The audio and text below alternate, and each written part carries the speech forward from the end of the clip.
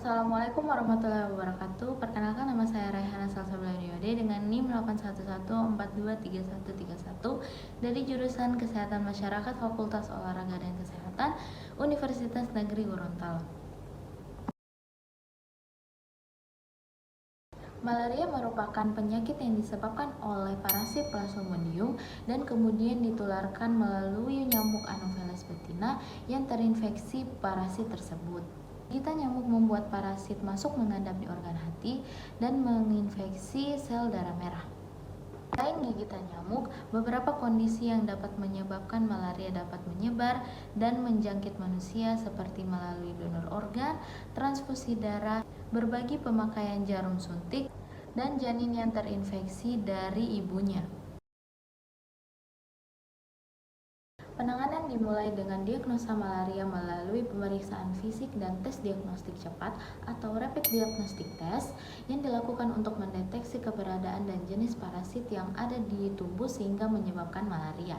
Hasil dari RDTB juga sangat penting untuk menentukan jenis pengobatan anti malaria yang akan diberikan kepada pasien.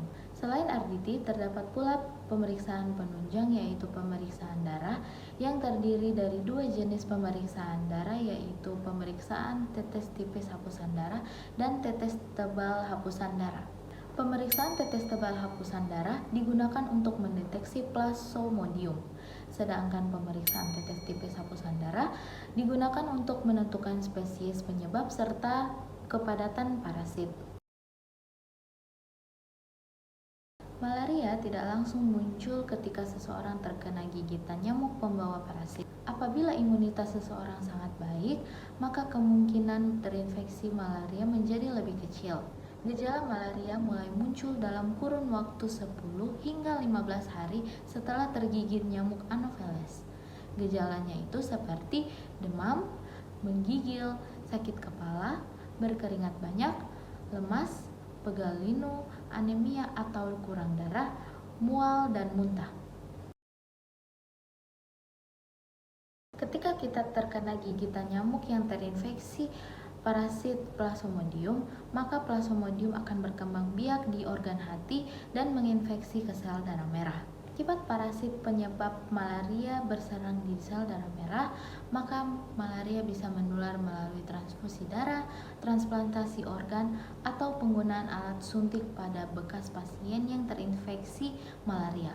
Pada ibu hamil, malaria juga bisa bertransmisi ke janin, baik sebelum atau sesudah kelahiran. Namun, malaria tidak akan menular dari orang ke orang dan tidak menular melalui hubungan seksual. Malaria juga tidak menular lewat kontak atau sentuhan dengan orang yang terinfeksi malaria atau bersentuhan dengan benda-benda yang mereka sentuh.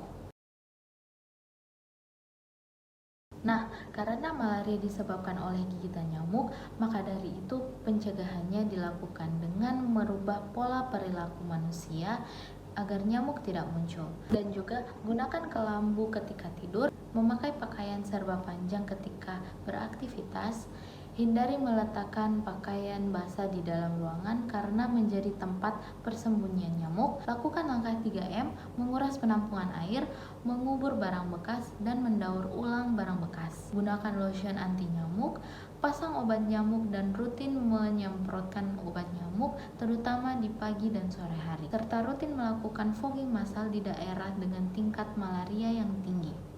Sekian dari saya, semoga video ini bermanfaat untuk kalian semua. Terima kasih, sampai jumpa.